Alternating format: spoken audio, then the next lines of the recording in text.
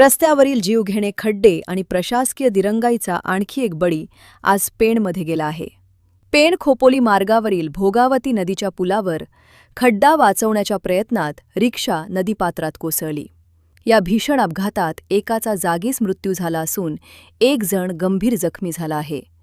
विशेष म्हणजे मृताच्या मुलाचा उद्या साखरपुडा होता.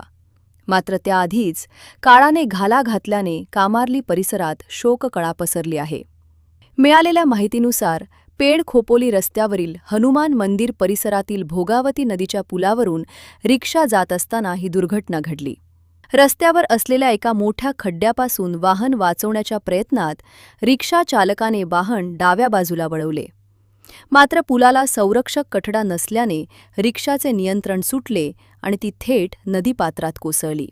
या अपघातात एकनाथ किसन किंजवडे वय 53 राहणार कामार्ली तालुका पेण यांचा दुर्दैवी मृत्यू झाला, तर भूषण पाटील राहणार कराडे पोस्ट रसायनी हे गंभीर जखमी झाले आहेत.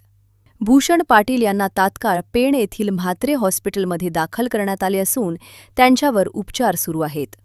या अपघातानंतर स्थानिक नागरिकांनी राष्ट्रीय महामार्ग बांधकाम विभागाच्या पेण शाखेविरुद्ध तीव्र संताप व्यक्त केला आहे. संबंधित ठिकाणी रस्ता प्रचंड खराब असून मोठा खड्डा पडला होता.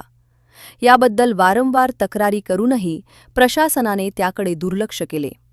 पुलाला संरक्षक कठडा नसल्यानेच रिक्षा थेट नदीत गेली. जर कठडा असता तर जीवितहानी टळली असती, असा दावा नागरिकांनी केला आहे. मृत एकनाथ किंजवडे यांच्या मुलाचा उद्या साखरपुडा होता.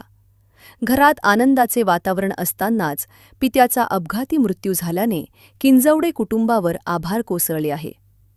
या घटनेमुळे संपूर्ण कामार्ली गावावर शोककळा पसरली आहे. या प्रकरणी पेण पोलीस ठाण्यात अपघाताची नोंद करण्यात आली असून पुढील तपास पोलीस करत आहेत. मात्र या हलगर्जीपणाला जबाबदार असणाऱ्या अधिकाऱ्यांवर कारवाई होणार का, असा सवाल आता सर्वसामान्यांमधून विचारला जात आहे. जनोदयकरिता विनायक पाटील, पेण.